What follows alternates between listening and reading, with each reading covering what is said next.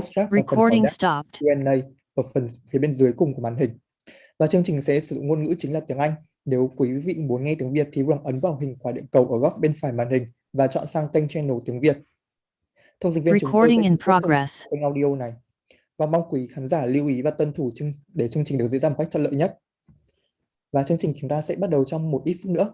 Mọi người vui lòng ổn định chỗ ngồi và để chương trình có thể ổn định kết nối cũng như được chính thức bắt đầu.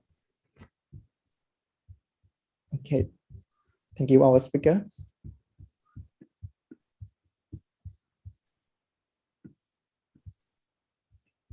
Thông dịch viên chúng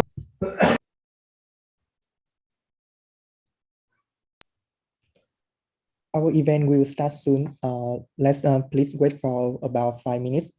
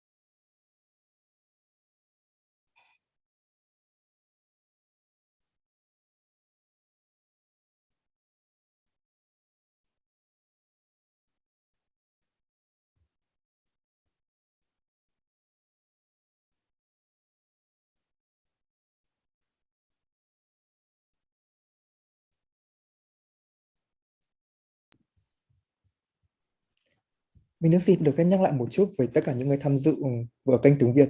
Thì nếu mọi người muốn tương tác với ban tổ chức, mọi người vui lòng theo lưu ý để làm. Mình sẽ tương tác qua box chat và cũng như phần hỏi đáp Q&A ở dưới góc bên phải màn hình. Đồng thời nếu mọi người muốn nghe thêm ngôn ngữ tiếng Việt thì mọi người có thể ấn vào hình quả địa cầu và chuyển sang channel tiếng Việt để có thể nghe được thông dịch viên của chúng tôi tại kênh này. Và mong rằng mọi người có thể tuân thủ theo hai lưu ý này để có thể chương trình được diễn ra một cách thuận lợi nhất. Và chương trình của chúng ta sẽ được bắt đầu sau khoảng 3 phút nữa.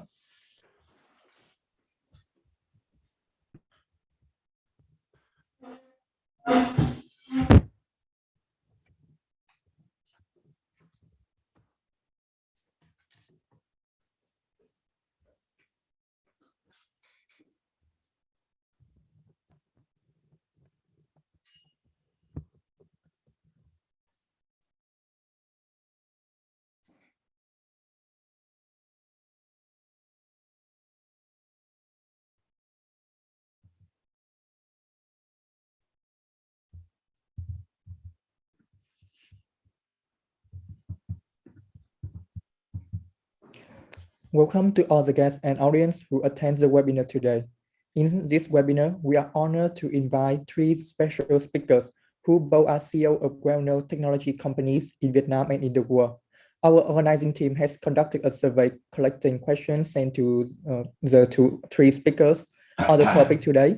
In order to sharing session to take place smoothly, We would like to have some note with you. Listener will interact with our organizer through the chat box and Q&A sections. The program will take place in English if you want to hear Vietnamese. Webinar ngày hôm nay chúng ta sẽ cùng gặp gỡ hai vị diễn giả đặc biệt. Đây là CEO của các công ty công nghệ nổi tiếng tại Việt Nam và trên thế giới. Ban tổ chức đã tiến hành khảo sát và thu thập những câu hỏi mà quý vị muốn gửi tới hai vị diễn giả và về buổi chủ đề webinar ngày hôm nay thông qua form đăng ký tham dự chương trình. Để buổi chia sẻ được diễn ra thuận lợi, ban tổ chức xin được phổ biến một số lưu ý về việc tương tác trong chương trình như sau. Khán giả tham gia dự thính sẽ chỉ tương tác với ban tổ chức thông qua box chat và phần hỏi đáp. Ở Q&A, chương trình sẽ sử dụng ngôn ngữ tiếng Anh và nếu quý anh chị muốn nghe tiếng Việt, vui lòng ấn vào hình quả địa cầu góc phải màn hình và chọn chế độ V. Thông dịch viên của chúng tôi sẽ trực tiếp thông dịch tại kênh audio này. Mong quý vị khán giả lưu ý tuân thủ để chương trình ra một cách thuận lợi. Xin chào mừng quý vị khách quý, đại diện ban tổ chức Làng Công nghệ an toàn không gian mạng, các diễn giả cùng toàn bộ khách mời đã tham gia chương trình Cyber Security Talk số 5, chủ đề Startup Battle, bí quyết sinh tồn trong cuộc chiến startup do Làng Công nghệ an toàn không gian mạng tổ chức, thuộc chuỗi sự kiện TECHFEST Vietnam 2021. Chương trình Cyber Security Talk 05 ngày hôm nay nằm trong chuỗi các chương trình tiền sự kiện của Làng Công nghệ an toàn không gian mạng Cyber Security Technology Village thuộc khuôn khổ TECHFEST Vietnam 2021 được tổ chức thường niên do Bộ Khoa học và Công nghệ Việt Nam chỉ đạo tổ chức, phối hợp cùng Cục Phát triển Thị trường và Doanh nghiệp Khoa học Công nghệ NATEC, Trung tâm Hỗ trợ Khởi nghiệp Sáng tạo Quốc gia NSSC và Đề án Hỗ trợ Hệ sinh thái khởi nghiệp đổi mới sáng tạo Đề án 844. Về phía Làng Công nghệ an toàn không gian mạng, các hoạt động của làng trong chương trình TECHFEST Vietnam 2021 sẽ do Học viện Mật mã, Công ty Cổ phần An ninh mạng Việt Nam VSEC và Doanh nghiệp xã hội CyberKit Việt Nam phối hợp chỉ đạo và tổ chức.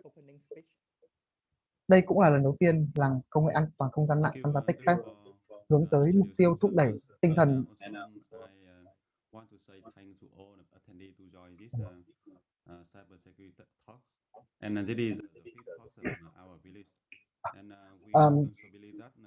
if we can build the cyber security ecosystem is fully ecosystem so that we can have to build our community much better and also it's more sustainable in the future.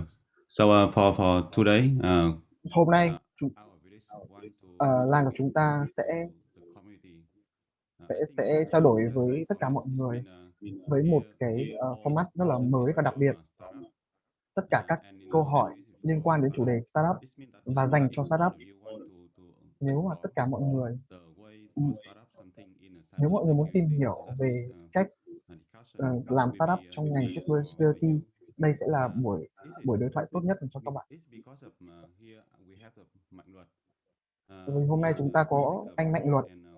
Anh ấy cũng đã từng là một white hat của Việt Nam và anh cũng có rất nhiều đam mê đối với trong về mảng startup của Việt Nam. Hôm nay chúng ta có anh Đức từ bên Sairada. Anh ấy bắt đầu Sairada từ số 0 và bây giờ Sairada đã có một vị thế rất là mạnh mẽ ở trong làng an toàn thông tin Việt Nam. Anh nghĩ kinh nghiệm của anh Đức sẽ rất là quan trọng đối với các startup muốn tham gia vào ngành an toàn thông tin. Và chúng ta có anh Leo Ari từ Grip Security. Và hôm nay rất là vinh dự anh Leo Ari đã chấp nhận lời mời của anh Louis Trương để tham gia buổi làng chúng ta ngày hôm nay. Anh Leo Ari có rất nhiều kinh nghiệm trong ngành trong về mảng startup và trên thế giới.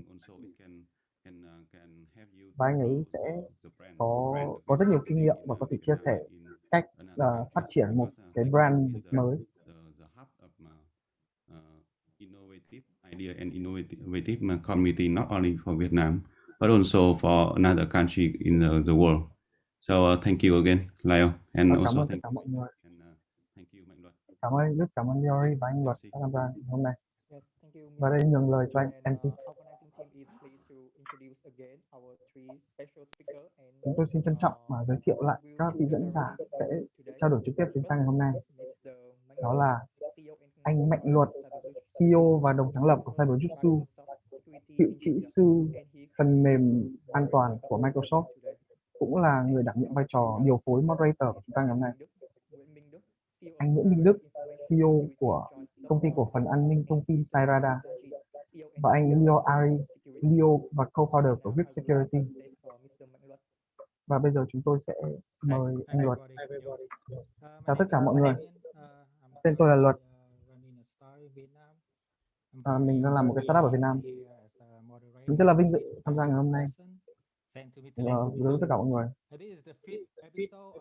Đây là tập thứ 5 của TECHFEST Vietnam 2021. Cyber Security Talk. Hôm nay chúng ta có một chủ đề rất quan trọng, Startup Battle, làm thế nào để thúc đẩy một startup trên môi trường, làm nào để bắt đầu một startup không ở Việt Nam và vươn ra tầm giữa thế giới. Nên mọi người hãy chào mừng, chúng ta có hai khách đặc biệt hôm nay, anh Đức và anh Leo. Anh Đức, hãy giới thiệu bản thân anh và Sarah cho tất cả mọi người. Cảm ơn Luật. Mình tên là Đức, là CEO của Sarada.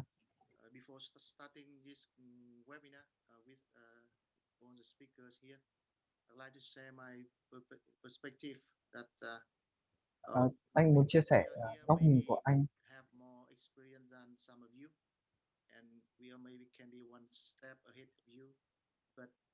Chúng tôi có thể là đã đi trước và có một chút kinh nghiệm hơn so với người ở đây, nhưng mà tôi muốn chia sẻ góc nhìn của tôi và kinh nghiệm của tôi từ cái case việc tôi đã build Sarada từ số 0.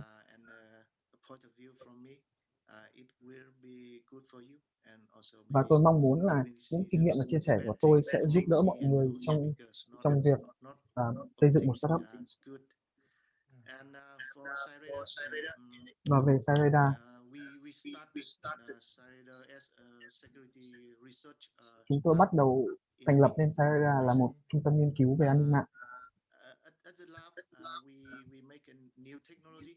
Ở trong lab thì chúng tôi nghiên cứu cách phát hiện các mối nguy hại nhanh hơn bình thường dùng các database. Và chúng tôi build một cái MVP giai đoạn 1 của một sản phẩm.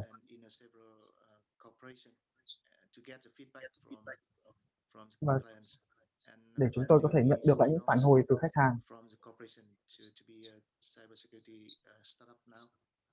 Và chúng tôi phát triển sản phẩm dần dần đến bây giờ.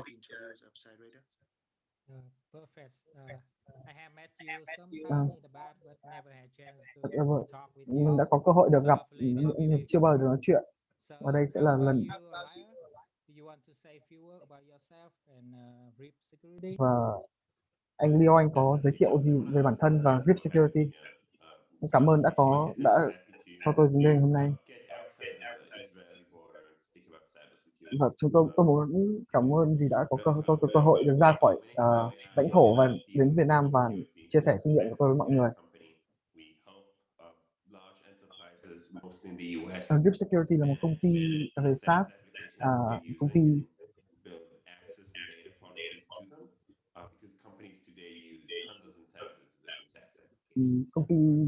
công ty ngày nay đã dùng rất nhiều sản phẩm về SaaS về security.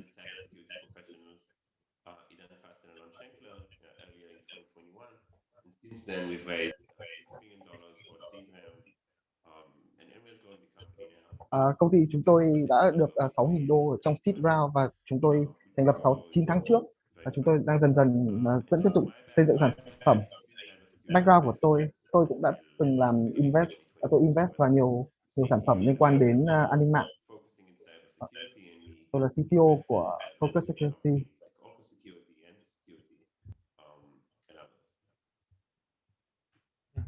Great, thank you, Leo. Cảm ơn anh Leo đã giới thiệu bản thân.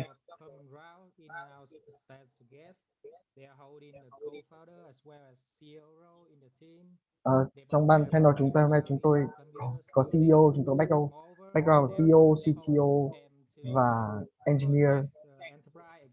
Nhưng mà tất cả đều điểm chung là chúng tôi bảo vệ enterprise khỏi sự tấn công từ những kẻ địch bên ngoài.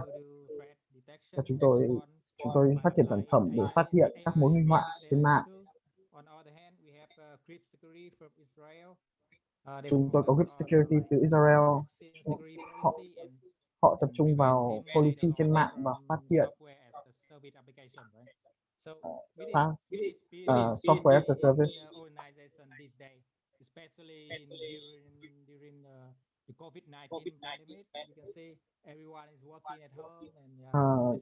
Trong thời buổi Covid-19 ngày nay, tất cả mọi người đều làm việc ở nhà và các sản phẩm về an ninh mạng là một thứ rất là quan trọng để bảo vệ mọi người.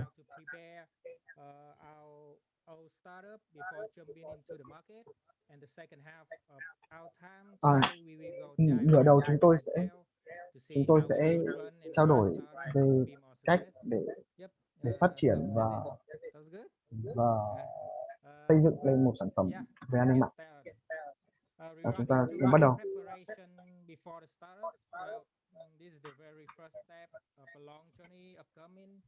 Câu hỏi, bạn phải chuẩn bị gì trước khi bắt đầu một startup?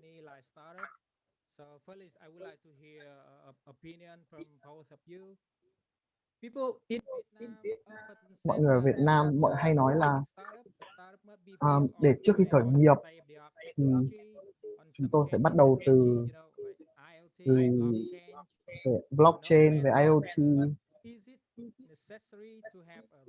Liệu có quan trọng không khi mà bắt đầu từ một cái công nghệ mới và rất là sáng tạo, hay là có thể bắt đầu từ những thứ đơn giản hơn?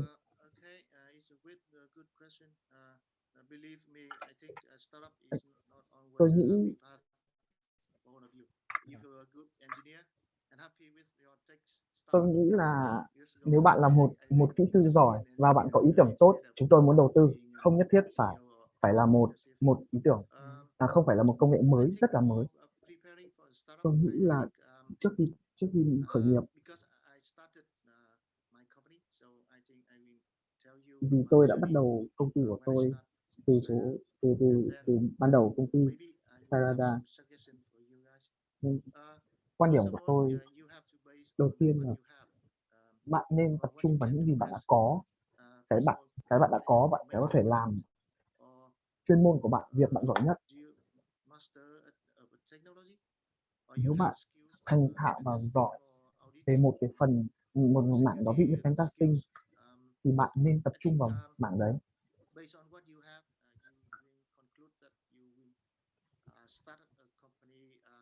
Which is based on software developers or service providers. So I think the first thing is based on what you have. Second thing Điều quan trọng nhất là tập trung về những gì bạn đã có, ví dụ như chuyên ngành hay là sở trường của mình. Và đồng thời một điều bạn phải lưu ý là trước khi bạn bắt đầu thì bạn hãy quan tâm đến thị trường. Bạn phải quan tâm đến trạng thái của cái thị trường. Nếu bạn thành lập một công ty mà bạn cung cấp một giải pháp cho thị trường, liệu nó có hữu ích hay không? Đấy là câu hỏi quan trọng nhất.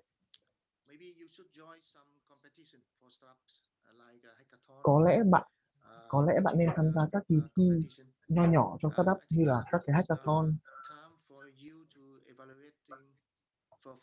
Đó là một cái cơ hội tốt để chúng ta để cả đội có thể tham khảo từ các ý tưởng khác và trao đổi với những người đi trước, những người cùng mảng, cùng ngành. Do vậy thì biết là ai sẽ là người trả tiền để mua sản phẩm của mình.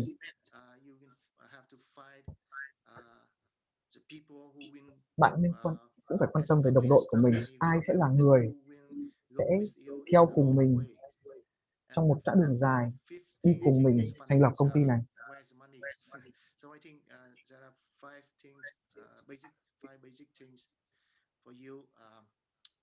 Cũng phải quan tâm đến nguồn vốn từ đâu ra để thành lập công ty.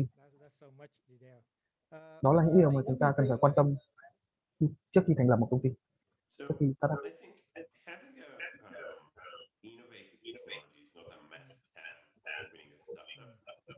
Anh Leo nghĩ là sẽ rất dễ dàng hơn khi chúng ta bắt đầu từ những cái sản phẩm, những cái công nghệ có sẵn. Quan trọng hơn là chúng ta phải tìm một team tốt và không nên làm một cái quá challenging. Nếu mà bạn có cơ hội làm một cái gì đó điều đơn giản hơn mà dễ làm hơn thì bạn nên làm điều đấy. Nó rất quan trọng để một người về làm kinh doanh, để khi thành lập một startup thành công.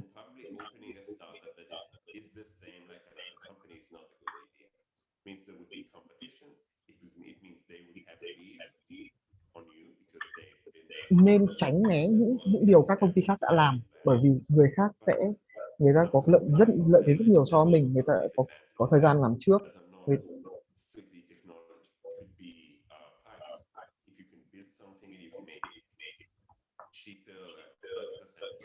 Nếu bạn có thể làm cùng một sản phẩm nhưng bạn có thể làm rẻ hơn, nhanh hơn hay một bất kỳ lợi ích khác, bạn nên làm. Đấy là một lợi thế của bạn để cạnh tranh các công ty trong cùng ngành.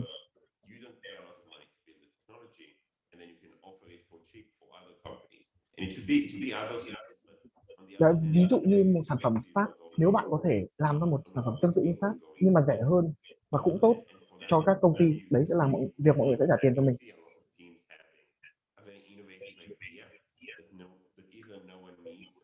Tôi đã nhìn thấy rất nhiều các công ty tạo ra những các cái sản phẩm rất là độc đáo, rất là sáng tạo, nhưng vấn đề là không ai cần, không ai cần, và đây không phải là một cách làm tốt khi bắt đầu một công ty.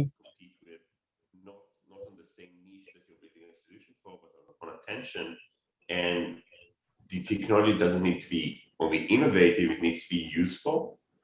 Bạn không cần phải quá sáng tạo, bạn cần nó hiệu quả.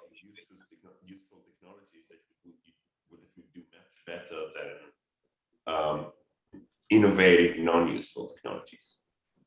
Bạn hãy làm một sản phẩm đơn giản, dễ làm, nhưng quan trọng, cần thiết hơn là một sản phẩm quá sáng tạo và không ai cần.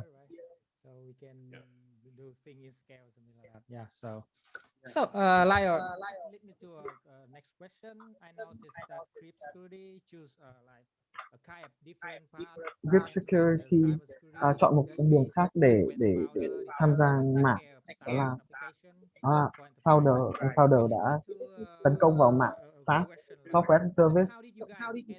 Làm thế nào mà các anh lại nghĩ đến cái vấn đề làm về SaaS như thế này?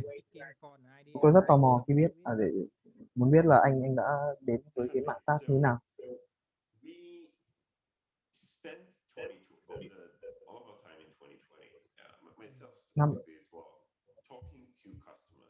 Năm 2020 chúng tôi nói chuyện với rất nhiều khách hàng, và đấy là cách tốt nhất để bắt đầu.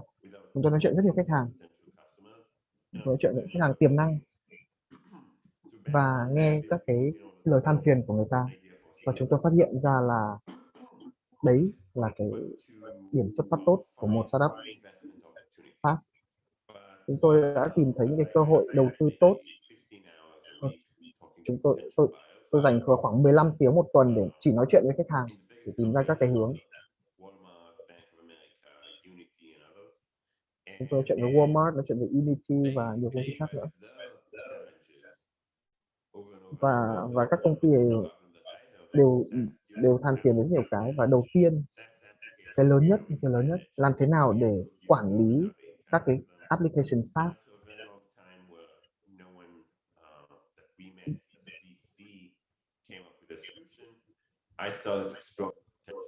Và thời gian đấy chúng tôi không được gặp được một cái venture capital nào đầu tư vào cái mảng đấy nhiều, và chúng tôi bắt đầu.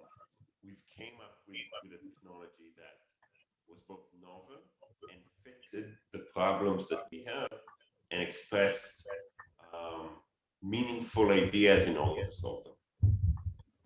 Yeah.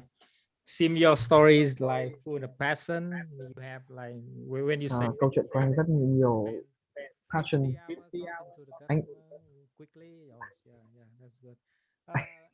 Anh dành rất nhiều thời gian nói chuyện với khách hàng. Đó làm tôi nhớ đến một người, đó là đôi lúc startup phải làm một cái no scale, đó là phải nói chuyện với khách hàng. Bởi vì mình bán hàng cho người ta, mình phải biết người ta muốn gì, người ta quan tâm đến điều gì. và mong là chúng ta có thể tạo ra một sản phẩm mà hợp với lại thị trường và người ta sẽ trả tiền. Câu hỏi tiếp theo của tôi là cho anh Đức là trong tất cả các cái bài báo về về anh ở Việt Nam thì an ninh mạng là một cái thị trường rất là nhỏ, và anh Đức nói là tại vì anh Đức đã phải lái sang các cái mảng khác, nhưng mảng khác liên quan ví dụ như là machine learning.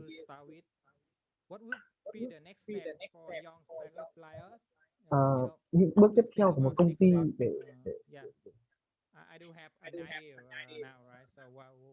ngay bây giờ tôi có một ý tưởng, tôi nên làm gì? Today is the time you can share a little bit about your ideas. So I think idea first of all Tôi nghĩ ý tưởng chỉ là một ý tưởng, không phải một sản phẩm.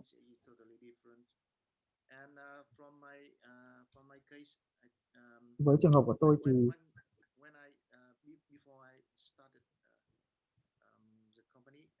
trước khi tôi bắt đầu công ty này thì tôi thử nói ra cái ý tưởng của tôi với mọi người. Tôi trao đổi với tất cả các đồng nghiệp của mình, với bạn bè và tất cả những bạn bè mà có kinh nghiệm liên quan đến IT và các cái mảng liên quan.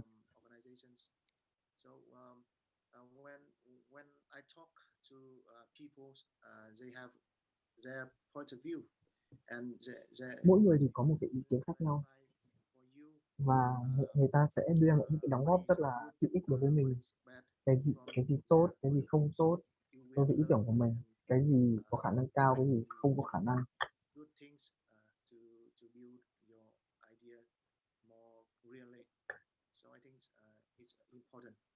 Tôi nghĩ là rất là quan trọng và khi mình có idea mình nên trao đổi với mọi người để lắng nghe cái ý kiến của mọi người xung quanh mình.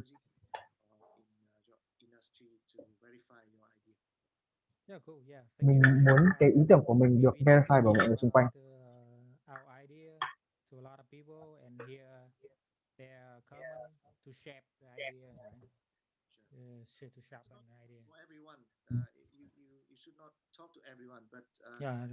Mình không nên nói chuyện với tất cả mọi người mà mình nên tập trung vào một cái nhóm nhỏ hơn, những người có kinh nghiệm, những người trong ngành, những khách hàng tiềm năng,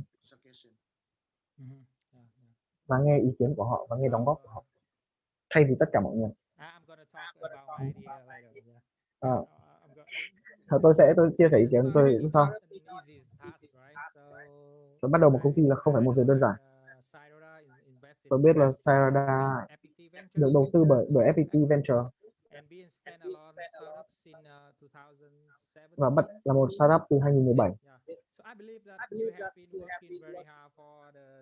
Tôi tin là anh đã làm việc rất là chăm chỉ ngay từ ban đầu trong 4 năm qua. Bây giờ nghĩ lại từ ngày xưa, có bất kỳ một điều gì mà anh muốn chia sẻ với những entrepreneur sớm, điều gì chúng ta mà họ nên biết liên quan đến tâm lý?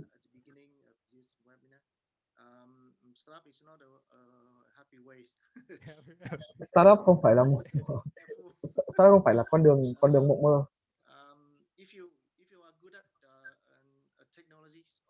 Nếu bạn giỏi về công nghệ hay là lập trình, phát triển sản phẩm, đấy chỉ là 10%. 90% còn lại bạn cần phải manage, bạn cần quản lý công ty, làm thế nào để quản lý một công ty và vận hành một công ty.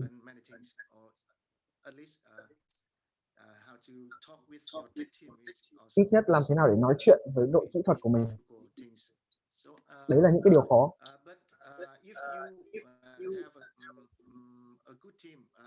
Nhưng mà nếu bạn có một đội ngũ mạnh, đấy sẽ là một thời gian rất là vui tươi và rất là tốt, bởi vì mọi người đều chung một ý tưởng và đều biết phải làm gì, phải đi đến đâu. Mọi người làm việc chung với nhau.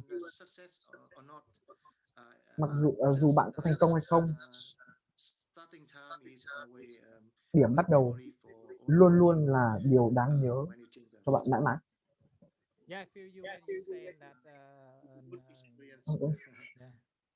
I feel you when you say that the founder had Mình đồng ý khi mà day and night. khi mà khi mà anh Today bảo is là Sunday, founder phải làm Saturday is ngày làm Sunday, việc and you're đêm. sitting here. Nhưng hôm nay thứ bảy mà anh vẫn ở đây để Good, yeah. anh chia sẻ với các bạn. What's your opinion, Laya? Is Ý this kiến của anh work-life Lea là gì job về forever? work life balance về It's a weekend and I'm on Zoom doing a webinar. và hôm nay thứ bảy và tôi đang ở trong cái webinar. It's often said that a startup is a roller coaster, emotional. Mọi người hay nói là một startup là một cái oracle. Surprised me because I was mentally prepared, but I also didn't expect the feelings that a startup bring with it. Because it's very important to you. Rất là quan trọng khi mà bạn là một công ty là những cái điều rất là nhỏ mà thay đổi. Bạn rất là vui ở khách hàng này và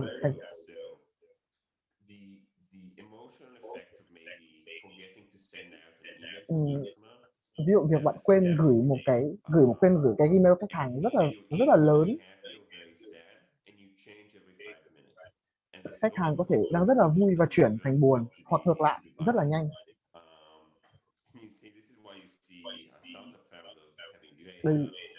Đây là lý do bạn nhìn thấy các founder thường hay đầu bạc trắng và già đi rất nhanh và ảnh hưởng đến xác rất là nhiều. Tôi muốn khuyên mọi người nên chuẩn bị rất là mạnh về mặt tinh thần. Bạn hãy tự nói với bản thân mình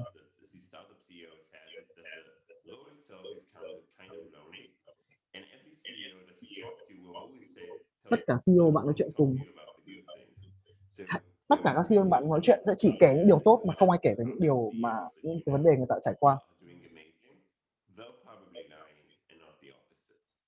Bạn nên chuẩn bị tinh thần cho những cái việc không tốt.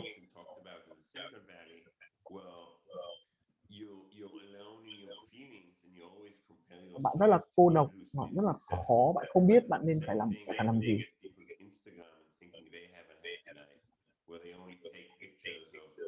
Ví dụ như mà bạn lên mạng bạn sẽ nhìn thấy các công ty khác, các CEO khác rất là vui tươi, các công ty có thành công này thành công kia.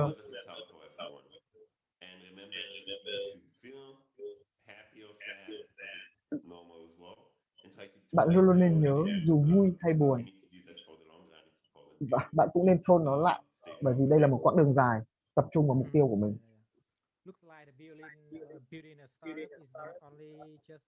Mình cảm thấy là xây một công ty hoàn toàn không phải phần về kỹ thuật mà nó involve rất nhiều thứ, ví dụ như là EQ, EQ, điều phối cảm xúc của bản thân.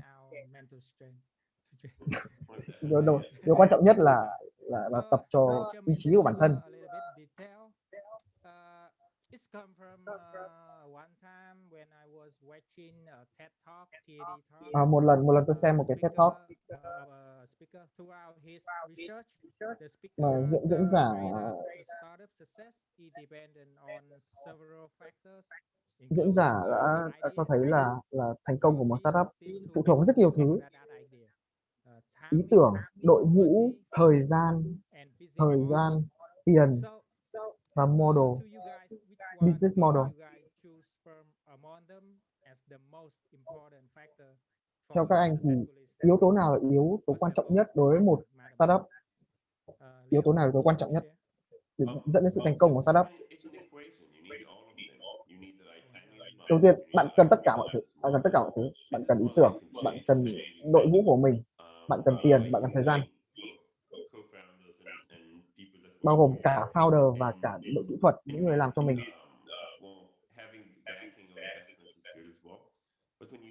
Bạn cần rất nhiều vốn.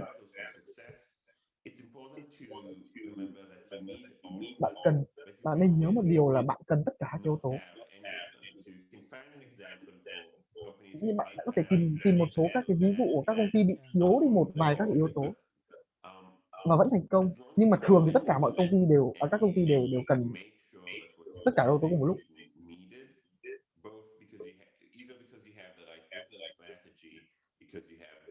bạn market fit or because the timing bạn is cần right, market fit, bạn cần you kế hoạch would tốt, probably be fine. But then thì bạn again, here thường at the sẽ khá là moment, ổn. most startups fail not because the idea was bad, but because the founders didn't get the Nhưng mà right bình idea. thường các công ty startup fail thường không phải vì cái ý tưởng tốt, mà bởi vì đấy là It's possibly vấn đề right bắt for nguồn you từ to founder. choose your partners and to choose your Nên idea, là but rất là quan trọng always nếu bạn phải both. phải biết được sao If you người don't think đồng there's sáng a lập với mình là successful gì và ý chapter tưởng of của mình. something in your life, and you're probably not going to do it again if you fail. Maybe you do, but you need to optimize on all of those parameters before going forward. And Nhìn I chung bạn wouldn't cần recommend vẫn just cần finding optimize tất cả mọi yếu somebody tố. has a good team or doesn't have a good idea or doesn't have good timing to go on this journey. I think you need all of them. They not all need to be perfect, but it's Không phải yếu very tố nào cũng cần 50-50. phải perfect, But most of nhưng the mà time we bạn vẫn cần probably don't have all gần như the tất cả. so, but we try. But, so what's the matter most? If you just Nếu to mà anh pick chỉ one, phải chọn một cái thôi thì cái gì là quan trọng nhất? team. No, I always recommend team. The only reason to quit your job and start thinking of an idea Điều quan trọng is nhất team. là So, yeah, đội ngũ that's của mình. when Đấy là you lý say do mà mình that, bỏ việc about mình đang làm going và to bắt đầu một the công ty mới, founder hoàn toàn do team. then the startup Những will người go làm out. cùng Yeah, mình và làm we cho gonna mình. talk it later. I have a question for it. So how's about you, Mr. Đức? What do you think? Anh Đức, anh nghĩ gì về câu hỏi này? Yeah. Nếu tôi chỉ phải chọn một yếu tố trong những yếu tố để dẫn tới thành công của startup, Oh, team. thì tôi cũng đồng ý đấy là về đội ngũ của mình. Team. Oh, yeah. Investor không phải invest vào công ty của mình mà đầu tư vào mình. Nhưng mà khi bạn có một cái đội ngũ tốt thì bạn sẽ có thể đi dễ dàng đi hơn rất nhiều và có thể đi xa hơn. Yeah. When you say that you invest in a team, it remind me of a TV show in Vietnam, Shark Tank. Yeah. Các anh nói chuyện làm nhớ đến Shark Tank của Việt Nam. Yeah, but in that TED Talk, the researcher Trong cái TED Talk đấy thì nhà nghiên cứu đã đã cho làm mọi người rất là ví dụ ngày xưa thì IoT bắt đầu bùng nổ, thị trường rất là lớn, có rất nhiều công ty bảo mật đã phát triển sản phẩm liên quan đến IoT,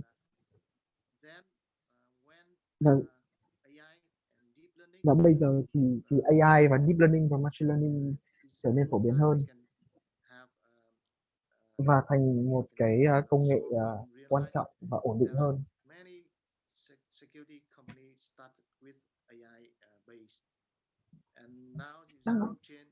Và bây giờ thì chúng ta tập trung nhiều vào blockchain và các công ty khác bây giờ phát triển sản phẩm liên quan đến blockchain hơn.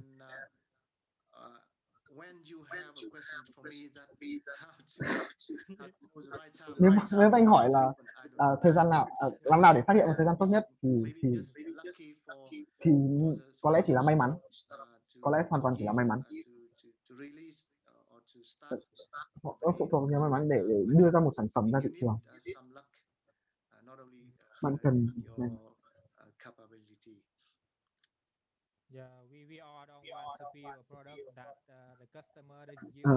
chúng ta đều muốn phát triển sản phẩm mà hợp với thị trường và tất cả mọi người đều muốn. Ý kiến của anh thì sao, Leon? Yeah, so I usually placing every startup to one of three buckets, and those hint on the time because the destructible market bucket, where you have a market like Cái này phụ thuộc vào từng công ty và từng mảng. It's an old market, and all of the solutions there feel old, and there's an opportunity for a newer, edgy. Vào cái thời 2010 thì các công nghệ rất là cũ và nó rất là hợp để đưa ra các cái ý tưởng mới, các cái công nghệ mới.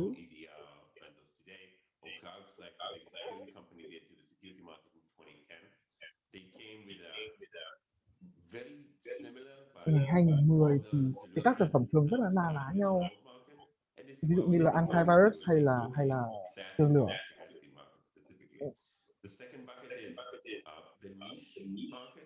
Market thứ hai đó là về một market rất là nhỏ, market rất là tập trung, niche.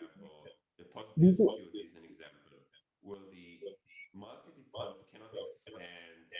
cái market này là market nó không thể mở rộng ra, nó rất là nhỏ và nó rất là giới hạn, dedicated solution, but if you và sell it to enough các cái companies, sản phẩm nó rất it là becomes a very big company. And for đặc IT, thù. you can see companies like Cloud, Ontitled getting to $1 to $2 billion, which is amazing.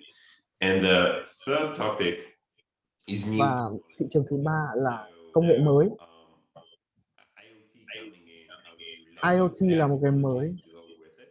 And you've seen companies like machine learning hay là AI là một công nghệ mới. containers being the Container cũng là một công nghệ mới. FG technology of 2015. Đấy là một cái FG technology của ngày nay. Container security, before containers were popular, and as Container containers became more security and more popular, those sẽ companies trở became nên bigger and bigger. ok. Những công ty mà build container security năm 2015, Company I look at it, bây giờ khi container trở nên phổ biến, các công ty đấy là các công ty thành công. markets, niche markets, and newer technologies. Đấy, chúng ta có ba cái thị trường. Each Thị one trường of them đã có need a sẵn, different thị timing trường nhỏ frame, và thị trường mới. because timing for newer technology is getting as early as you can in Cái development. thời gian cho cái thị trường mới đó là chúng ta nhảy vào càng sớm càng tốt. If the technology doesn't become popular, Để khi mà cái công nghệ trở nên mới thì cái startup của mình cũng trở nên nổi tiếng và phổ biến và thành công. Lambda, serverless security, those Ví dụ như là Lambda, serverless security. serverless thing became popular, those companies failed. So yeah, this is how I look at the problem when I think of timing specifically. Yeah.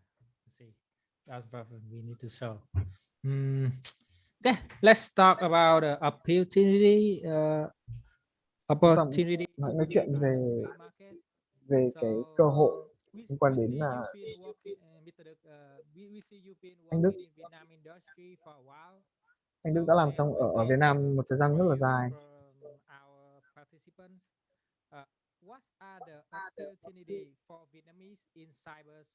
Các cái cơ hội cho các công ty Việt Nam, để tự phát triển sản phẩm trên cái thị trường này là như thế nào? Vietnam population is nearly 100 million. So I think basically it is a potential market. Tôi nghĩ là cái thị trường tiềm năng ngày nay rất là lớn. Sorry. Second thing, I think in the history, Vietnam also have several security companies that they Trong lịch sử have, thì Việt Nam đã có rất nhiều công ty, now they still running. So I think các công ty về an ninh mạng đã làm được khoảng 20 năm đến giờ. Nên tôi nghĩ đây là một cái thị trường mà hoàn toàn có tiềm năng để làm lâu dài. Tôi nghĩ là sẽ có cơ hội cho các công ty Việt Nam tự phát triển sản phẩm. Hacker và nhà nghiên cứu của Việt Nam có thể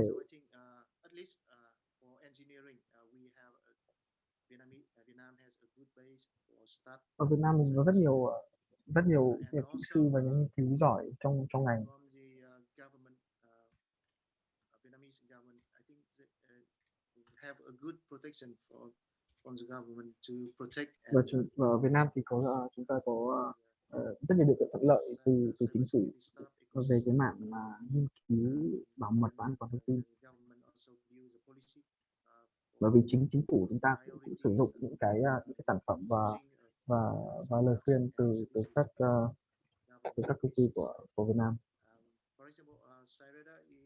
Ví dụ Sarada thì Sarada được chứng nhận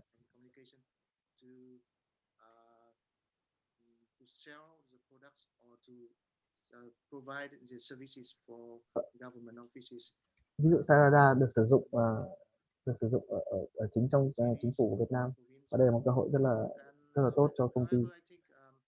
Nhưng mà tôi cũng nghĩ là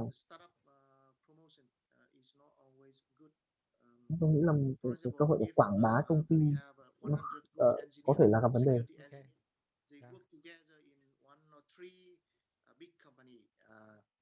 I think it will be better than if 100 engineer Chúng ta có 100 kỹ sư thì nên làm cho 1 đến 3 công ty thay vì 100 người làm cho 100 công ty khác nhau. Tự tạo công ty của mình.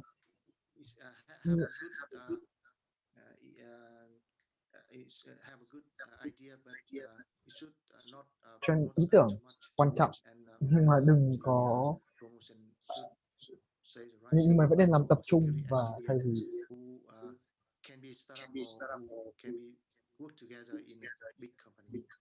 chúng ta quan tâm ai nên thành lập một startup và ai, và chúng ta cũng nên làm việc chung với nhau để phát triển sản phẩm chung. Đây có phải là tốt cho tôi để vào để tham gia vào thị trường.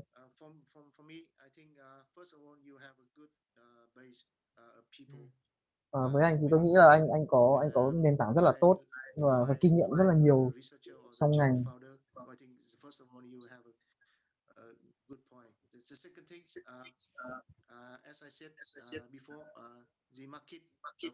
Và như tôi cũng đã nói thì thị trường của Việt Nam nó đang mở rộng. Đấy là điều thứ hai.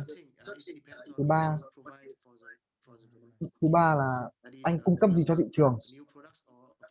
Product or services, I think you should care. But for me, it's a good time for you to start.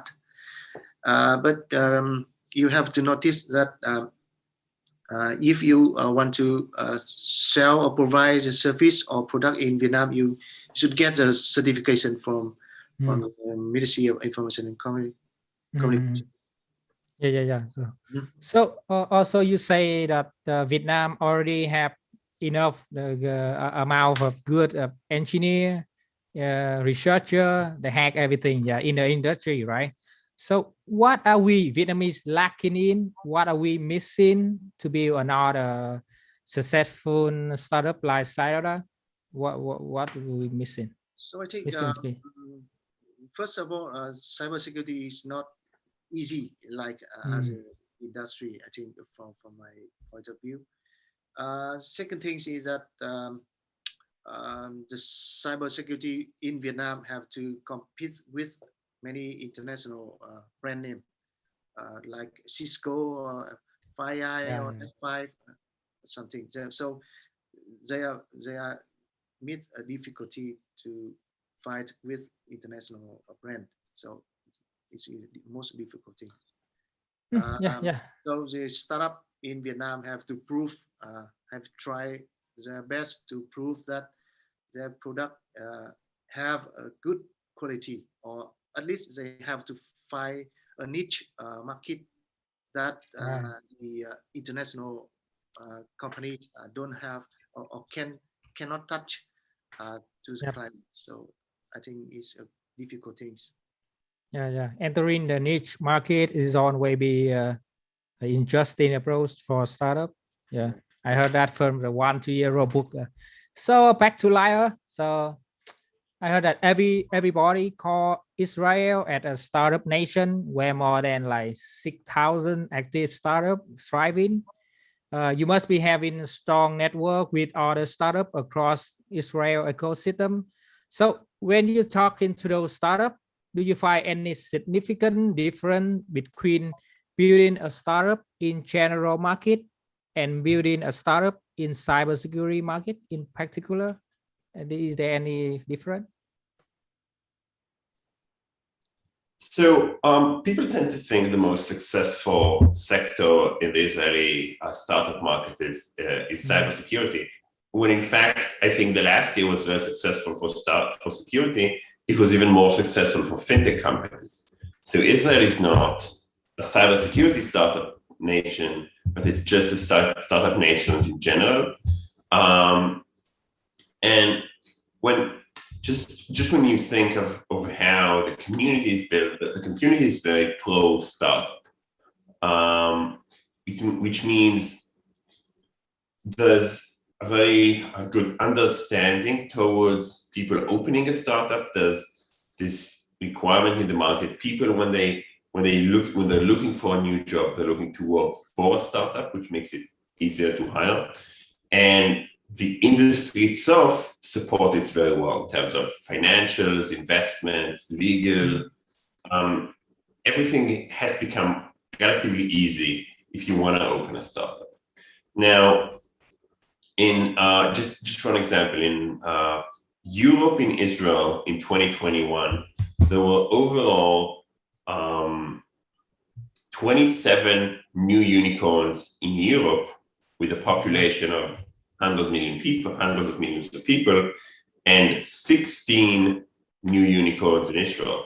So the overall number of new unicorns of Israel and Europe, Israel is like 40% of the general number, even though it's tiny compared to Europe itself. It's 8 million people compared to, I don't know, 600 million people living in Europe. But it's I don't think it's because we're smarter. I think it's because people here really like innovation. There's a lot of smart people around here, but the community supports it in a way that makes it possible. And without it, it's almost impossible. And also, I think the market in the US adapted to the idea of working with companies. No country likes to work with foreign companies, like no one ever will. But I think the US market specifically has adapted the idea of using Israeli technologies to do their work. And that has made it easier over the last few years. Yeah, I like the spirit. Yeah. Even in Vietnam, there's a very big company in Vietnam, local company. They changed the slogan into like spirit of startup to inspire people inside to make innovation, to create something new. So that's a good view from you. That's a good point of view from you. So this question is dedicated to Lyle as well. So Lyle, I know that you have experience working with venture, why venture, cybersecurity, especially, and also you doing here your own startup as well. So I believe that you have seen number of startup raising fund, pitching idea to the investor. So it's led me to a question: how to evaluate a good idea and make it worth investment to investor? That's a great question. I've actually wrote an article about it, visible from my LinkedIn. It's called "The Eureka Moments in Cybersecurity," published in HelpNet Security. But the general idea is that there's different parameters in order to understand if you have a good idea in your hands, even though VCs are mostly looking at the team. And while team is important, it's important for people when they think of what idea they want to build to make sure it's something that makes sense because they need to sell it later. But just quickly going over parameters that I deem interesting, you need to make sure you have a good value proposition and a strong core for the value proposition itself, meaning the main idea is not a feature of a bigger platform, but something that is a standalone and you can sell really fast, even if it's very small. Secondly, you need to make sure the solution is scalable, can be used for bigger and bigger organizations in terms of the technology, but also in terms of deployment, usability, and whatnot. You need to make sure that the time to value is quick.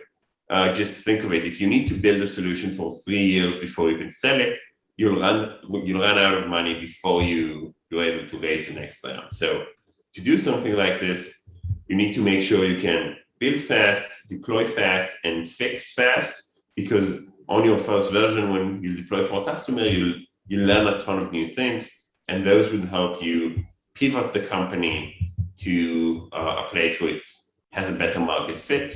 And then always remember the value that the solution is bringing, and focus on it when validating and thinking of your idea.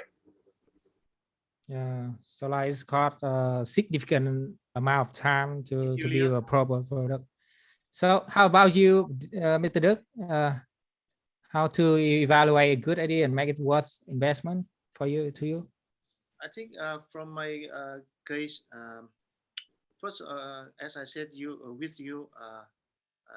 when we have idea, I try to discuss with selected people who have experience, and And then when I collect enough feedback from the people, experienced people, we try to develop an MVP, a demo of our solution.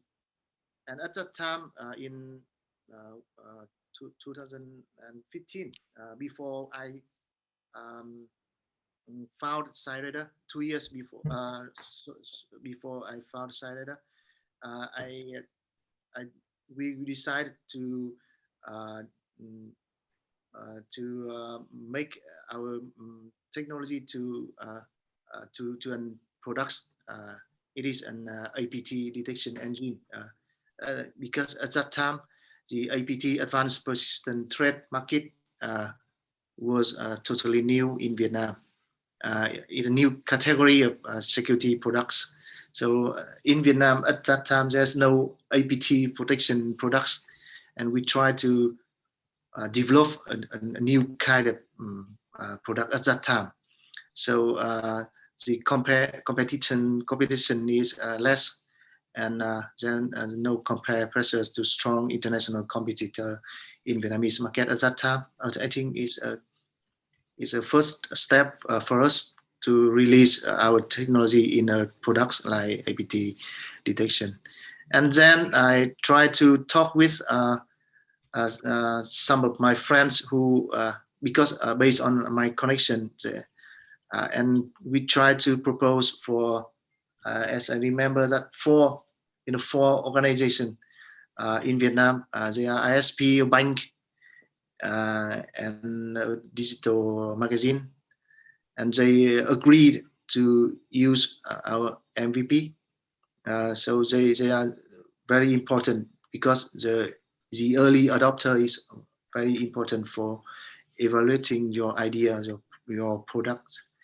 And after running an MVP in early adopter networks, we got a good feedback from the adopters that our solution can detect the threat even better in some famous products, because we run parallel at the same time with some international security brand. So it's a good fit. It was a good feedback from the early adopters. So when I have a good feedback, and I discuss with my team, and we strongly believe that this product is good for us to start the company. So 2 years ago, we started SciRadar in 2017. So that's my journey. So I think it may help you some ideas. Mm-hmm. Yeah, absolutely. Yeah. So it's gonna be a long journey since the beginning to the moment you pitching your idea in front of people, right? So and the young entrepreneur like us have to prepare a lot of things: the mentality, the timing, the people, the teamwork, yeah, a good idea, and have to spend a lot of time on working in product to make a proper product to fit into the market. Yeah, so yeah, that's very good. So the one last question for this session for all of you guys. So which one do you prefer, a good team with average idea or a good idea with average team? For you, Mr. Đức, which one do you prefer? As I said you before, I believe in a good team. Okay. Yes, good team will make good ideas, many ideas. Oh yeah. Generated by a good team. So. So how about you, Lyle? Which one? Definitely a good team comes first, but I wouldn't invest in any. I invest in a good team with a good idea. Okay, so but so in your opinion, one last question, yeah, what make a good team? What's make a good team? Yeah, so is a good team have to like got full of best talent, tech talent? Is it crucial to have a full of best talent in your team, What's my good team? A good team is a team that can work together. That's first. That's first and most important. There's a lot of different things you need to do in a startup. You need to make sure all of them are covered by people in the team. It means R&D is covered by someone who's technical, and sales is covered by someone who can be a CEO, etc. And the fact that they can work together is the most important one. And then the second thing, a good team is a team that can recruit other talented people to the team, because they don't want to do most of the work. The company would grow to 20, 30, 100 employees. And a good team is a team that can bring in talented people as well. And there are talented people who cannot do that, so it's very important to look at that when evaluating. Yeah. So how are you, Mr. Đức? What makes a good team to you? Yes, I agree with Leah, and I think that if the founding team work together before in as a company, I think it's a good suggestion for you to select the team, because when you know each other or you work each other together in other projects, you will know how to make a teammate and what is your good point or strong point from each member. So I think it's important. If a founding team that they doesn't work together before, it's very difficult. Even they are good people in personally, but they can maybe not can work together. So I think the understanding of the team is also important. Yeah, I totally agree with you guys. Yeah. So yeah, now let's move on to the next topic today, called the rider startup. Assume that we have done preparing a ton of stuff to jump into the market, right? You know, seeking for idea, think carefully about your business model, making product, borrowing money from your family, from friends started coming up. Never mind, I'm just kidding. However, we all know that the reality would be totally different, right? Would be very far from our presumption, expectation. Definitely is not an easy road to be success, especially among 1,000 of startups currently out there trying to their best to survive as well.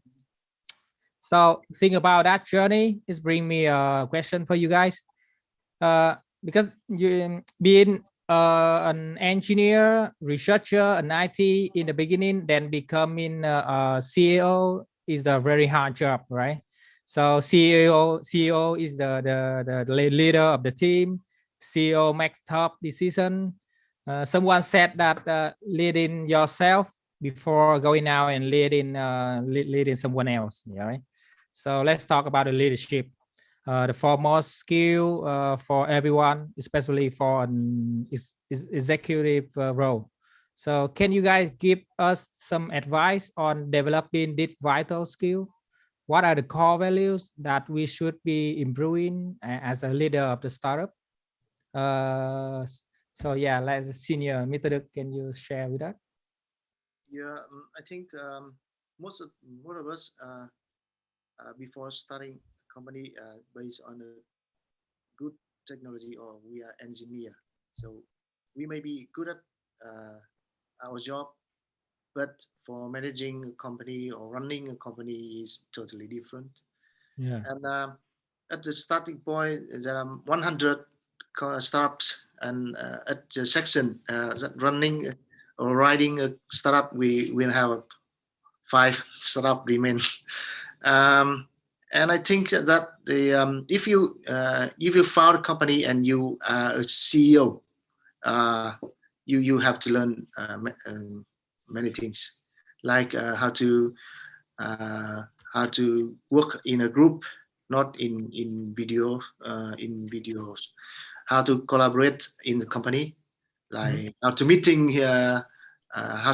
for effectively, or how to feedback to each other, or to how to feedback from tech team to sales team, marketing teams, and how how to work in how to have a teamwork, or you have to do many things that not technical things, like you have to write down the processes in the company, how to recruiting new people, how to sell, how to marketing, and you have to set the goal of the company in a year or in a quarter, in a month, and how to track your goal, use KPI or use other methods. And you have to also have to manage the products, the quality of the products, which function will be really first, or which bug or which issue will be fixed first, or what is the quality of the service, how many people can handle the services, or something like that. And the most important thing that personally I hate is financing and Lego and the Lego stuff. I'm not good at financing and Lego, so I have to learn many things that I also hate. Yeah. So Yes. for suggestion for you, I at the time I started my company, I'm trying to looking for the suggestion or some book or advice from things from other CEO, experienced CEO, and I found a good book that now I can suggest for you. It's a book from Mas Mukari. The name book of the book is The Great CEO Within, and formerly known as From a Founder to CEO.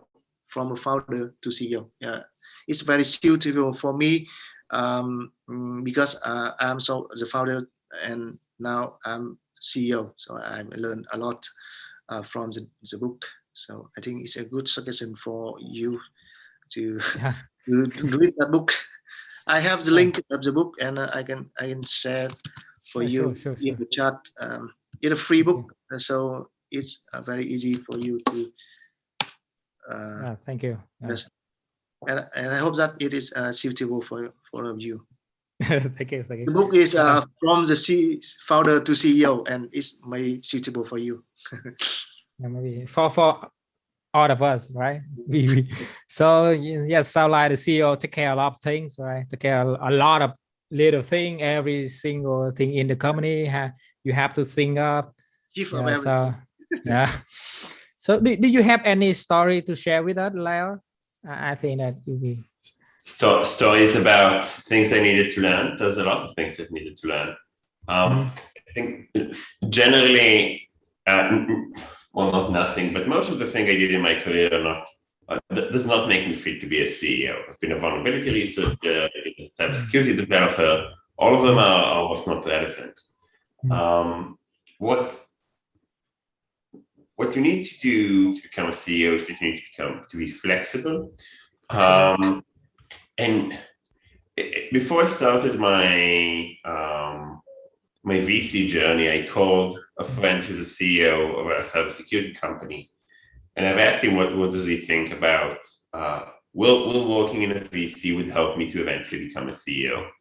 And he told me the most important thing you learn working for a VC is how to answer 150 emails a day. And I laughed because I didn't understand it. But I've learned a lot of things about financing, legal, startups in a VC. But then starting this role, he wasn't wrong. I think the most difficult thing you need to do as a CEO is to answer more emails than you can read. And my job for the spare time today is to clean out my inbox, as I have like 70 emails I haven't read so far. And I do that every Saturday. Because even though I learned all of those important tools working for VC, the capacity of a CEO is just larger than everything you've ever done before. You need to answer a lot of tough questions that you don't have either the experience or the knowledge to do, which means every task involves in learning, debating, thinking around it. and you need to make decisions fast, even though you don't have all of the information or experience that you need. And it's fun. It's what makes the job fun, but it's also what makes it difficult. So I truly recommend to learn as much as you can about it before coming in. And there's books who can help you do that. There's podcasts who can help you do that. And there's conferences and webinars like this one who can help you do that. But nothing would prepare you for the real thing. So CEO probably stands for Chief Email Officer. Yeah. So and this is my personal story. As an ex-security researcher, until one day I wish that I had a full day to just sit in front of my computer and hack all day long. But I cannot, because I can't have thinking stuff going on in the company. How could we survive? How could we sell product to our customer? How could I manage the team properly? How we do marketing? How we do branding? What's the next plan? Yeah, a lot of stuff. So I can't stop thinking about it. So yeah, this is it. I feel that. Yeah. So as I said so in the beginning of the talk, if you are good at engineer and you happy with engineer life, be engineer. Yeah. But yeah, I choose this path. So yeah, I can deal with that. So regarding to the manage the team, the most important, because the need of teamwork is very crucial to a startup, right? And you guys, the leader, the entrepreneur, plays a major role in manage people. So so I also noticed that Mr. Đức have been working in with a couple of years with a local company, which is the big and tech giant, right? Big one, yeah, in Vietnam. So being you are also being manager of large to small team. Have you figured out any key idea to inspire to manage your team effectively? First of all, my first company is also a cybersecurity company, and I started with that company when I was a student. Yeah. So at that time, it is also a startup company. So lucky for me is that I join every company is in startup stage. So I learned not only my technical things, that also I can have an experience with the founders of the company, how to run the companies. And the second company is a big corporation that I work in a research team of the corporation, where I work with many talented people. And the question is how to manage the people. I think is not easy to answer, but when you want to manage them, you don't have to be the most talent of them, but you know which is the most good point of each people in the team, and you can assign that member to do their most interested or the best thing they can do, and let them do in their capability. Don't give a task. Let them free to think. And I think it's a good point from my experience. Because if you try, if you're a CEO or if you're a leader, you try to good or better than the member is take times, but it's not needed, because they not need a good and a better engineer than them, but they need a leader. So I think you have to learn the leading things much more than the technical things. Yeah, right. So how's about you, Lyle? Is there any obstacle for you as a young leader in a term of managing and inspiring your team? There's always obstacles. I don't think they're definitely age related. Managing a team is challenging, and I think our team is amazing. We've built the best team with the best engineers, but it's always important for us to create room for them to grow, because people are joining us startups for the opportunity to learn, not for the financial opportunity, which is often better at Microsoft or Google or Amazon, not for the not for anything else than to be a part of something, of a success story, of something that becomes big. And it's most of my responsibility and most of my work to make sure they do the work efficiently. There are challenges being young, as always, but I don't think they're the main barriers today for opening a startup, for managing a startup or anything else. And I don't think even executives that we plan to work with are thinking of our age as a barrier. The only barrier that age creates is experience, because theoretically having more experience could have helped me and my team to do what we do. But then timing is everything, as we said before. And the timing to solve the problem of SaaS is now. So this is why now we founded the company. There's never a reason to wait if you have a good idea and a good team. And for us, that was the case. Yeah, so there are a few lessons I can learn from you guys. Yeah, so from an engineer point of view, humans are absolutely not a computer code, right? Because you cannot debug and you cannot see what's happening inside. You cannot just don't know what they thinking, what they feeling.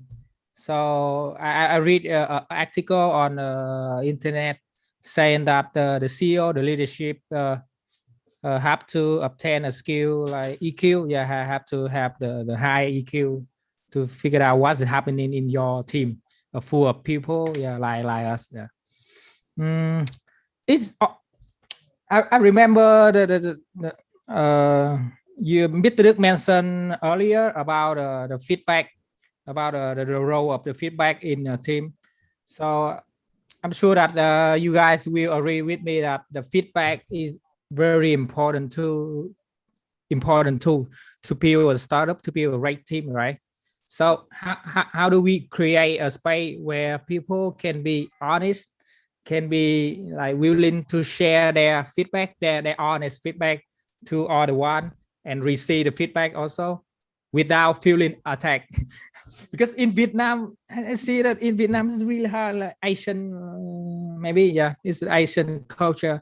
You cannot just say it directly to your team that, oh, this is not good, you're doing things wrong. Yeah, so how do you manage it, Mr. Đức? I think it's based on the culture, Asian. Yeah. So, especially in when you work in a big corporation, you have to look at the boss or the managers, the middle managers, and the college. But at the first time, at the beginning of the startup, when you have 3 or 5 or 10 people, it's still be easy to manage. But when the companies grow to 50, it's much more difficult. So I think at the beginning you have to set up the culture, culture, right? And working in the company, and this depend much more on you, you are CEO, how you the way you work with the college and the way you listen to them. I think it's very important to build up the culture, and if you want your college or your member team talk or feedback to you, you have to listen. You have to learn to listen to. I think it's very important. If they at the first time they give an idea, you didn't listen or you didn't agree, maybe other times they don't want to talk to you.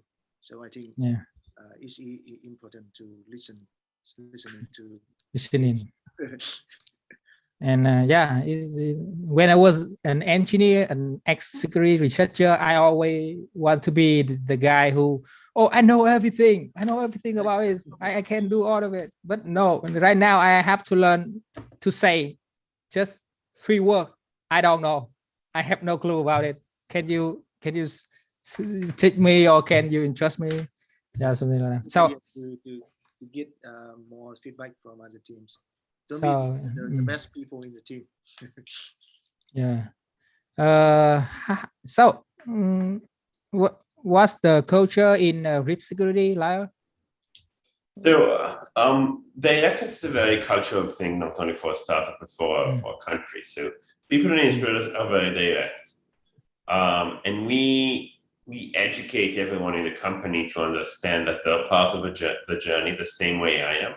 So I truly believe that my engineers are working as hard as I do, and they believe they need to be a part and feel a part of the company the same as I do, even though I'm the owner, they're not, because we're all in this together and we all want to succeed together and we all will benefit for success together. So it means we need to give them the space to express themselves, push innovative ideas that they're thinking on, object decisions that we're making, because if we won't do that, we won't leverage the full value we can get from the employees in the company. You get the most value when you if you bring in smart people, you need to let them express themselves if they have smart ideas or smart objections to things that you do, or otherwise, why did you bring them in? And for us, it's very important to let everyone express themselves, and it means we need to be honest about what we do. We need to let them observe and see everything that is going on in the company. And this is also a means to establish trust, because usually people do not object. They trust us that we make the right decisions, but they also have visibility into the decisions themselves, which means nothing is happening behind their back. And from our standpoint, we don't feel bad when people come to us with objections. It means they care. And if you don't let people raise their objections, that they eventually either get frustrated or wouldn't care, and both are terrible. Transparent. I really like the book from written by the founder of Netflix. I really like that. They make a new culture named Freedom and Responsibility, where everything is transparent, even revenue. Even revenue of everyone can see the revenue of the company. It's really inspiring me. So from the beginning, I decided to I need to build a new culture, a transparent culture, to let everyone share their thoughts, share their honest thoughts, and we doing everything just for the glory of the company, right? Not for some personal issue. I that's the good boy when Lyle say talking about when you point out the way we should treat the talent and smart people as well. I like that. Now it lead me to the next topic, the hiring top talent, right? Without sufficient talent, especially in technology industry, you cannot just accelerate your startup rapidly. You need talent for sure, but recruiting top talent is hard, but retaining them is harder, right? How did you come up with a solution with that issue, Lyle? I think that in Israel you got a lot of talent and smart people.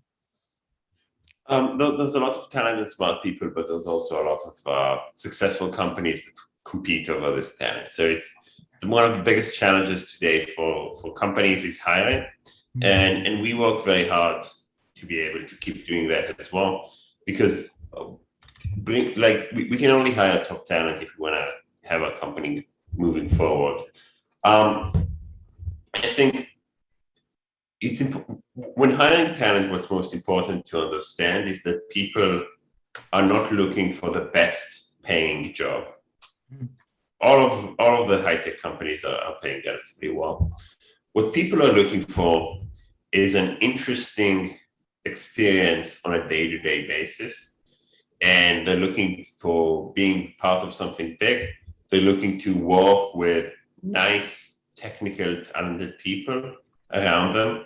One of the biggest problems for talented people is that they always feel like they're the only talented person in the room, and that they always need to put out fires that other people are making. And we give them an opportunity to work with the dream team. Well, they don't need to save anyone because everyone is just doing their job, and it lets them focus on what they like to do. And you need to give them an opportunity to grow. And we do all of those, and we invest our efforts in making those possible within Grip Security, because this would help us convince those top talent that we are the right place for them. That's our focus today. Yeah. Your strategy to hire people with interesting experience make me remind of how Elon Musk do as well. Yeah, in the beginning of the Tesla and SpaceX. Yeah. He interviewed each people and listened to the story from the attendee. Yeah. So how what do you think of it, Mr. Đức? Yes, recruiting is a difficult things, and from Saireda we try to recruit in hacker culture that we don't read the CV, or we don't much based on the interview.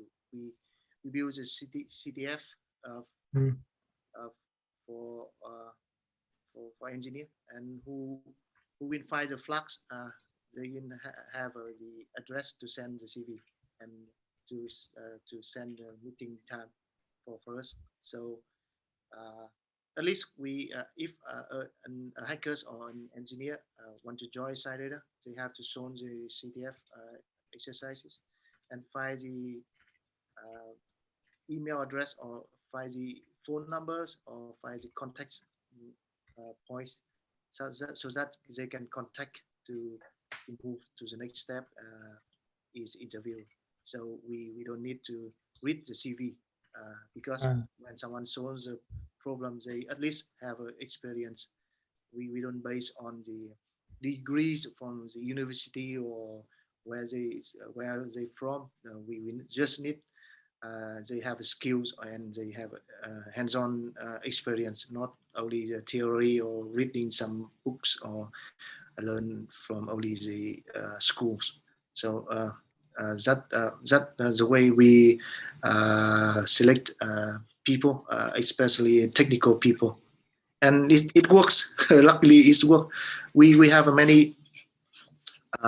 We have a case that a guy, he's the second years in the university, and he's don't want to graduate from the university. He left the university, but he has skills, and he can solve the CTF exercise, and he proved that he can do anything that graduated people can do. So now he is product manager of one of our key products. So it works. I think the way we select people works. So we will keep that way to select people, and engineers like that way to be selected. Yeah, I feel that, because I graduate from my university with an average score, and I still get a job. This is not wrong. Since CTF capture the flag recently got adopted by organization for recruiting as well. Yeah, that's good point. Yeah, recruiting is always be a struggle, right? Always we struggle with that, especially in cybersecurity industry. So I read a report on a cybersecurity firm, cybersecurity venture. They report that there will be 3.5 million unfilled cybersecurity jobs globally by the end of 2021. So that's the problem I would like to solve. I really resolve. Yeah, that's what cybersecurity is aim to. We would like to do like cybersecurity training and education, you know, because everyone is hiring. Like I got a lot of, I got asked by my college a lot of time. They say that, oh Lord, do you have do you know any guy who's looking for a new job in cybersecurity as a security researcher, security engineer? But every time I don't have an answer because no one is unemployed. There's the like 0% takes unemployment rate in this industry. So yeah, so I see that human resource is the key for all the problem, but we lack in the cybersecurity professional. Yeah, unqualified skill shortage. So yeah, I decided okay, I will be going hard on this problem. I will be trying to solve it. Yeah. Okay, let's move on to the next session, next topic. As we may already know that V1 or not, failure are inevitable, right? Inevitable. So large to small mistake will be made. That's how we learn and keep moving forward until our product fit into the market perfectly. So what is the right attitude, right mentality to deal with that failure? And how should the leader embrace the failure in while building a startup? Mr. Đức? I think it's one of the things you will meet when you start a company, that the failures is yeah. Yes. So how do we deal with it? With that with some mentality or some right attitude? Sure. Do you need to cry about that? I think if you success earlier, maybe it's not good for startup. We need some failure at the beginning, so the team will learn from each case, and they will find a way to solve or find a way to give new experience and to solve the failures. So I think the startup should have failure as soon as possible. Yeah. And as a CEO, you have to work with the team for all the team to understand the failure is important, and finally learn from the mistake is also important for the team to do the right thing after each failure. So how about you, Lyle? The failure is very bitter, right? No one want to taste it, but how did you embrace the failure? So bad things will always happen. In the startups, there's a ton of things happening at the same time. Imagine talking to 20 customers, potential customers. Almost by design, some of them won't convert into paying customers. That's how the world works. And every one of those is a failure. And it could be very, very sad for everyone in the team, but you need to understand that one, it happens, it's part of the journey, and two, look at all of the successes that are happening meanwhile, because they're probably equal in value, but still you get disappointed by them, by the failures. So my suggestion is always to, every time you fail, wait 48 hours before you get disappointed, because there's a good enough chance something equally good will happen in the meanwhile and get you back on track. Yeah, looking back to our success, even a little one, we will get some inspiration to keep moving, right?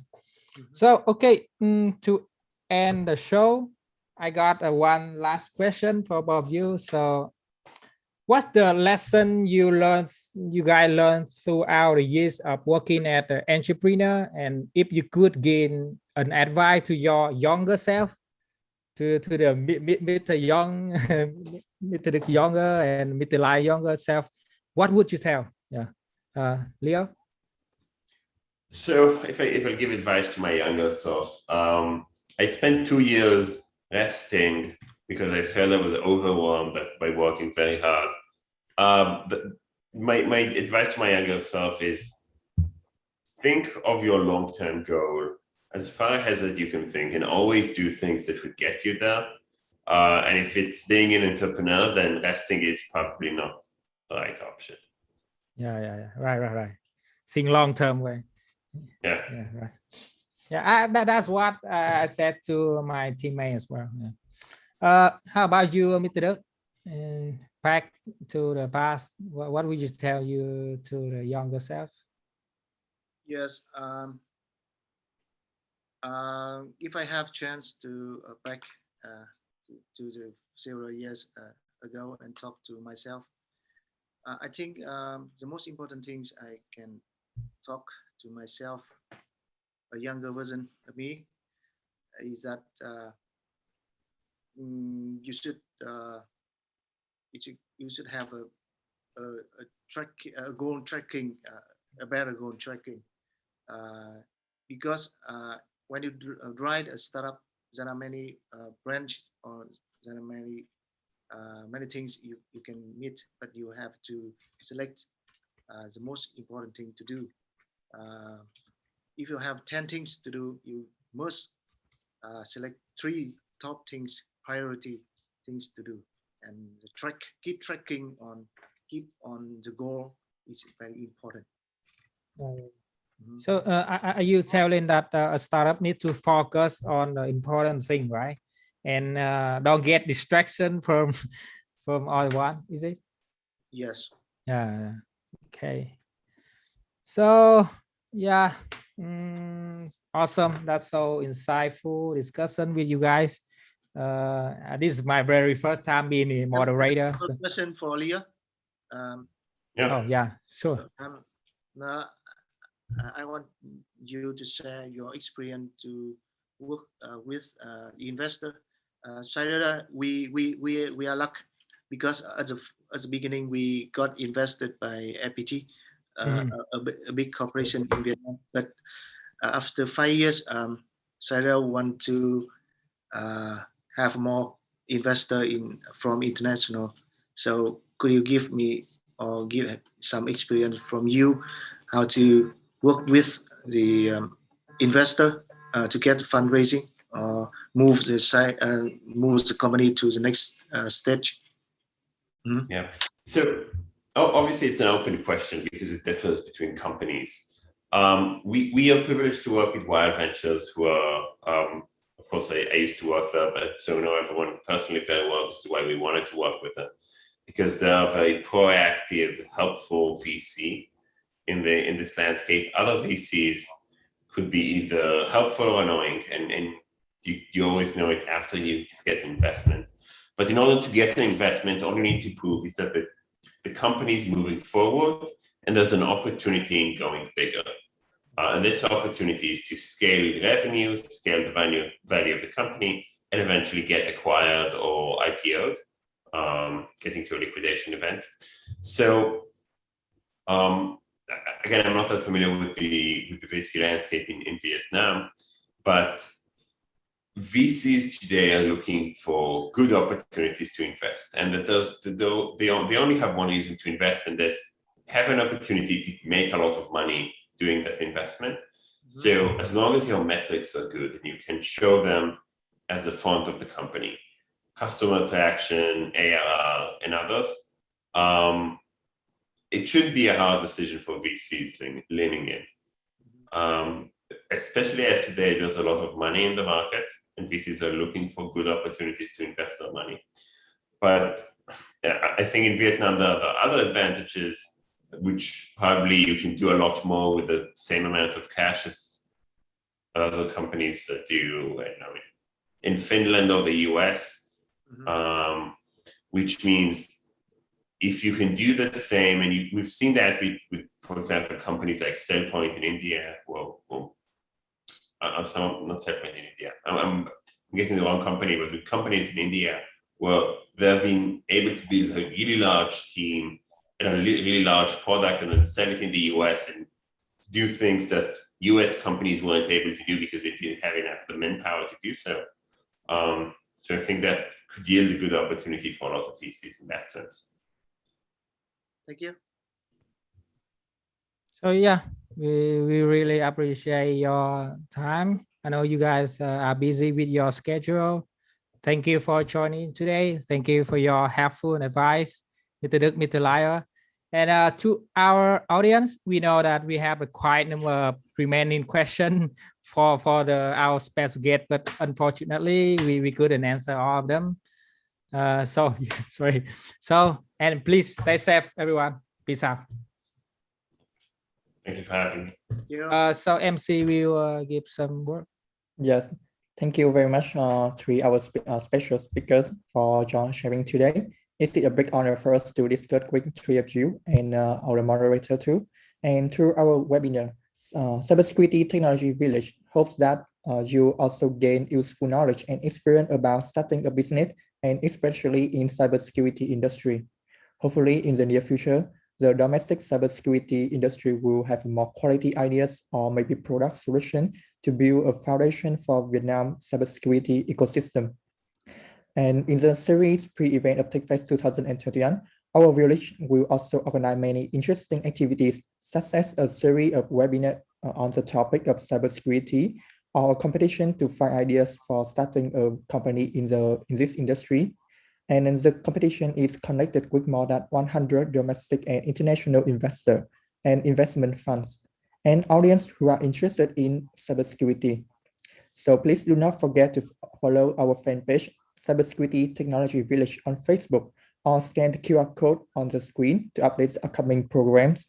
Once again, our organizing team of the program would like to thank our speaker and our moderator for attending and sharing with us today. Thank you so much, all the audience, for joining the webinar. Goodbye and see you again. Yep. We have a one more answer or not? MC? Okay. And if we have one more questions, so I would like to ask our speaker with this last question from Miss Nguyễn Lê Hoài Phương. Yes. I think this question is quite direct to Mr. Leon. I think we can let all the speaker here can have an introduce on yourself. I mean the business from just like what Sarah do or what the grip security, and also Mạnh Luật. Okay. Yeah, I'm gonna read it out. So from Nguyễn Lê Hoài Phương, maybe she or he, but so all of your company today related to the cybersecurity. So may I know what is the difference in the service that each of your company provide? Thanks. Yeah, that's it. So the seem like this question is dedicated to the Mr. Lyer.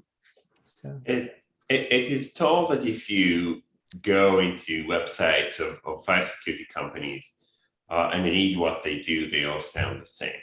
I think cybersecurity companies in general are known for being cryptic in the description of the solution, but it doesn't mean the solutions are the same. There's a lot to do in cybersecurity, and different companies can cover different areas for companies. But as an outsider looking into the space, it's often very difficult to tell the difference between the different topics. What's the difference between data security, SaaS security, and cloud security, as an example? I'd be happy to explain what we do in grip security, as we solve problems that IT and security teams in big organizations can easily relate to, where companies today are using hundreds and thousands of different SaaS applications, meaning things like GitHub Online, Jira, CircleCI, Zapier, and others. All of those are applications used by the different business units, and those almost by design have sensitive information of the organization being uploaded into them, or have access into sensitive assets like production environments, IT environments, and whatnot. And we built a suite of tools that help organizations both understand who are the users of each and every applications that they have and build access and data policies to them. How can users authenticate to the app from what device and what network, as all of those are internet-based applications, and how can data travel to applications and from applications to user devices. It's a difficult technological solution because it's not intuitive to build a capability that can do that. And we do that ourselves and give this to security teams, which allow them to configure a policy for their employees as for how can they use each and every application from a security perspective. Yeah, thank you. Yeah. I think Luật, you can share what are you doing and what let me to talk first. Let me to do. So how's it about Cyber? Yes, I think at the beginning of the talk, is also introduced Cyber in a very short sentence. And now I try to expand more detail of Cyber. In fact, Cyber is a software-based company, and we try to develop solutions to protect first for enterprises. And now we have 4 products for protecting enterprise from the endpoints, the traffic, the secure gateway, and also we try to make our technologies more faster and detect threats better. And it is one of the most important things of Cyber. We try to use a new technology to solve the traditional things. And of course, we don't try to develop 100 products. No, we don't try to do that, but we try to release several products at a good quality for protecting enterprise network and devices. So yeah, about the cyber issue, we've seen that everything's go online, right? Everything become the digital resources. So who's gonna protect them? Who's gonna protect it, right? So and there's the huge human resource problem in the cybersecurity job market. So Cyber Jutsu is providing the high quality product in terms of training and education course. We deliver very complex concept of computer security in a modern way, in a fun way for the young generation, right? And we put a lot of things into our product, like the visual explaining, cool video blend is learning, interactive learning platform, CTF, everything about that. Just to make computer security easier to learn. Yeah, just that's it. Yeah. So yeah, please, Mr. Leung. To me, it's okay. Huh? I think it's very good Saturday. Thank you so much. Yeah. Okay. So thank you for our 3 speakers again for all your attending and sharing. So I think that our webinar today must close here. Thank you so much for the attendees. Thank you very much. Yeah. Bye-bye. See you guys. Thank you. Bye. Peace. Goodbye and see you again. Bye-bye.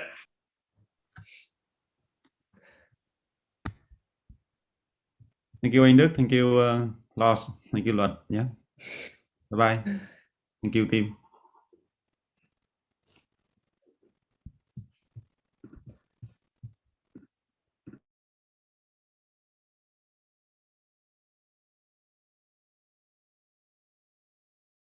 Record.